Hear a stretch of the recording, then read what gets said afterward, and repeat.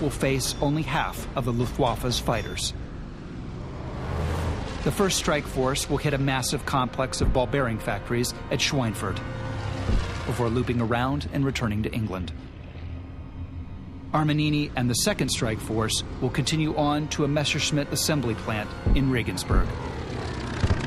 After hitting the plant, they will escape across the Austrian Alps, heading down to bases in North Africa.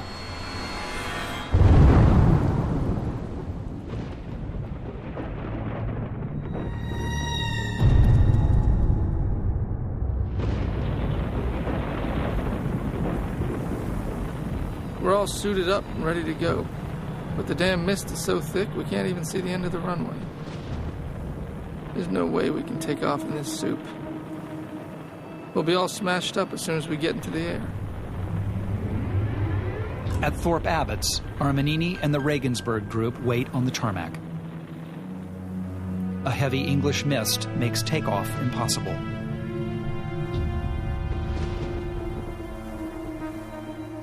"90 miles away at Polbrook, conditions are the same for the Schweinfurt force.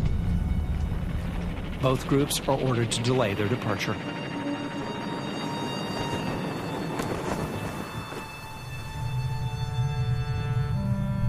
Nothing is worse than waiting.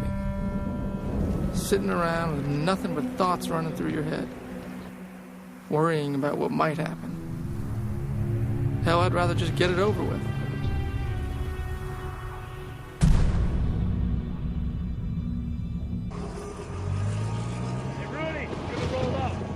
I wish they'd just make up their minds and either send us or let us go back to the huts. God, I could use a good shot of whiskey already.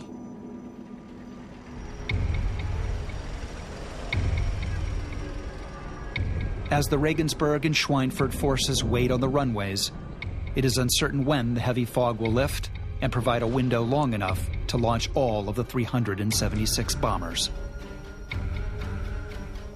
Timing between the group's departures is critical. In order to split the enemy's defenses, the two forces must take off within minutes of each other. If they don't, the Germans will have plenty of time to refuel, rearm, and attack both groups with full force.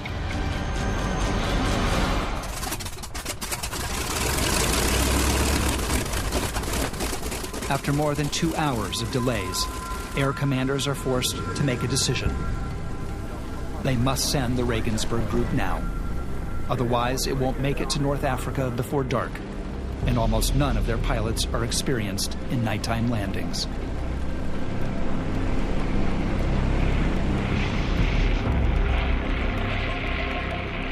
Armanini and the Regensburg force lift off into the overcast skies and set a course for Germany.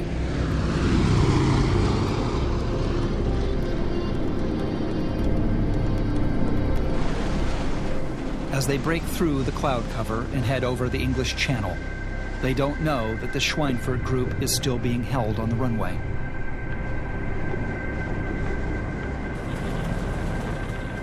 It will be another 3.5 hours before the Schweinfurt group takes off.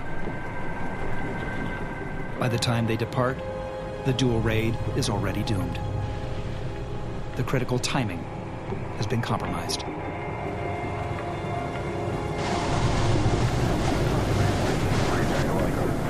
As Armanini and the Regensburg force close in on Germany, they have no idea that the plan has been shattered, and that both forces will face the full might of the Luftwaffe.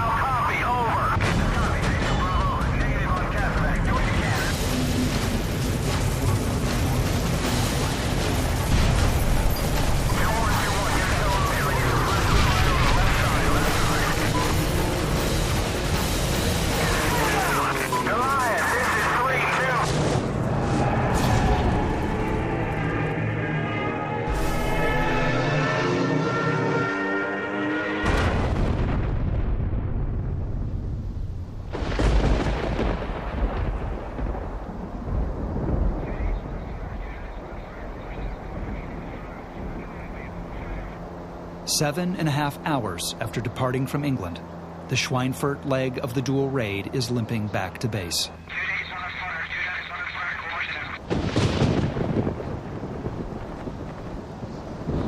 Among those anxiously waiting for them is Stars and Stripes reporter Andy Rooney.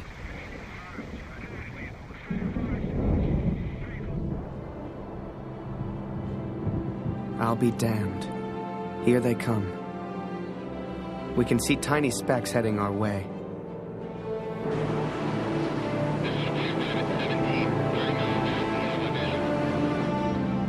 My God. I can only imagine what they've been through.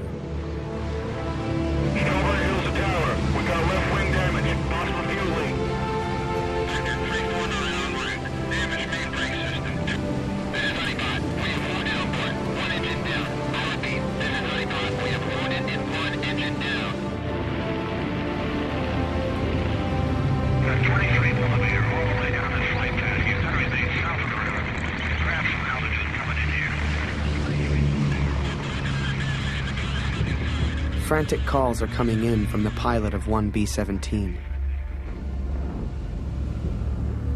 Their ball turret gunner is trapped in the plastic bubble hanging beneath the bomber.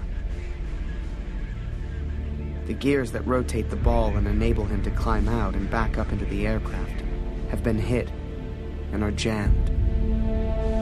He's trapped inside the plastic cage. 2 of their engines are damaged. 3,000 pounds of dead weight just hanging from the wings, dragging them even further down. Their gas tanks are empty, and their electrical and hydraulic systems are shot full of holes.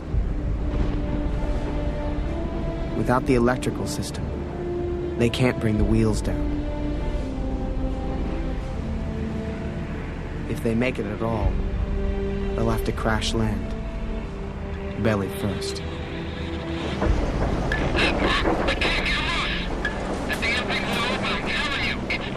The ball turret gunner knows, as we all do, what comes down first when there are no wheels.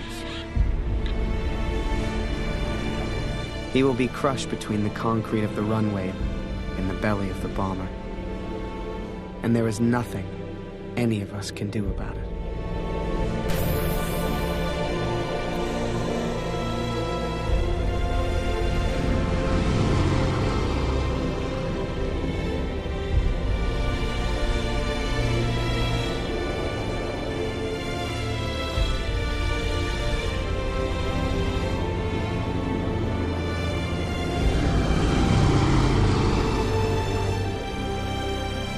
Almighty God, our sons, pride of our nation, this day have set upon a mighty endeavor, a struggle to preserve our republic, our religion, and our civilization, and to set free a suffering humanity. Give strength to their arms, stoutness to their hearts, steadfastness in their faith. They will need thy blessings. Their road will be long and hard.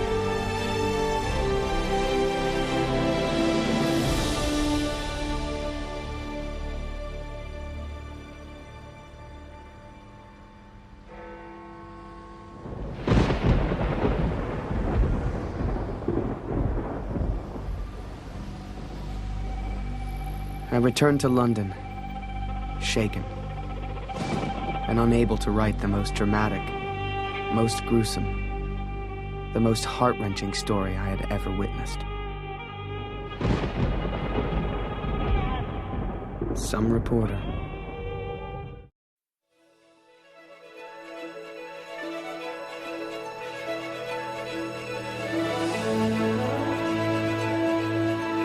A huge force of American fortresses and liberators flew out from Britain today to strike at targets in southern Germany. Large forces of American bombers were out again today, pounding Europe into shape for invasion. Our American planes of the 8th Air Force have played a great role. The Red Army has captured 7 settlements in the Smolensk area. American planes have battered at Jap bases throughout. Another command performance for that lovely sweater girl, Judy Garland.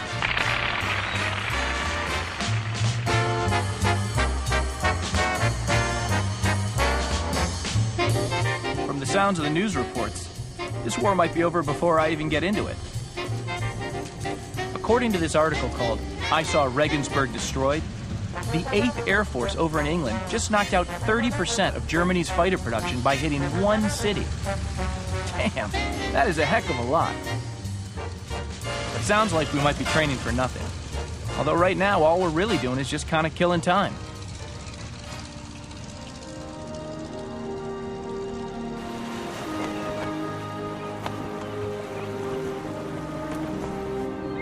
This one afternoon, I run into this gorgeous girl.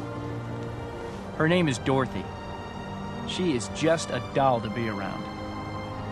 All it takes is a couple of dates, and I am completely infatuated with her. 23-year-old John Gibbons of St. Mary's, Kansas, is stationed at Mitchell Airfield in Milwaukee, awaiting delivery of a brand new Douglas C-54 transport. His orders are to fly to China and deliver supplies to U.S. troops. So far, his only real connection to the war is through newspapers and radio reports. The papers were fairly favorable at what was going on. The person that wrote the article, the mission to Regensburg, said they were very successful. People were fairly confident. They didn't know. They didn't know. The German Air Force in its production centers, on its aerodromes, and in the air. We, the RAF and the United States Air Force, will keep the German air raid warning service on a 24-hour basis. We'll send over so many planes that the German anti-aircraft gunners will be beating their heads on the concrete. I wouldn't want to be a German in Germany this summer. There will be no future in it. The biggest air battle cost 307 planes. What a bunch of crap that was. That's not true. We lost 72 B-17 bombers in that mission to Regensburg. We claim to have shot down 307 German planes, which is not true. It can't be possible. Aerial gunnery is the most difficult thing from a B-17 to a fighter. They're coming at almost 450 miles to 500 miles an hour, and you're shooting at a moving target that's almost impossible to hit. You're just lucky if you do hit them. It's just ridiculous, that's all. Some of the claims we made, I know they're done for the public. That's what they're really done for. And that's the part of the charm of the thing, because we're lying so well and doing all these great things, which is not true.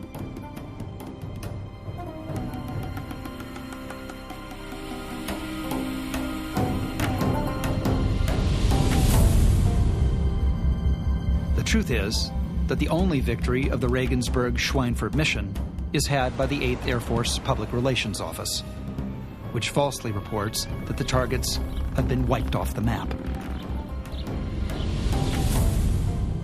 In reality, nearly 1/3 of the bombs missed the targets at Schweinfurt. At Regensburg, the bombing is accurate, but the Messerschmitt plant is quickly rebuilt.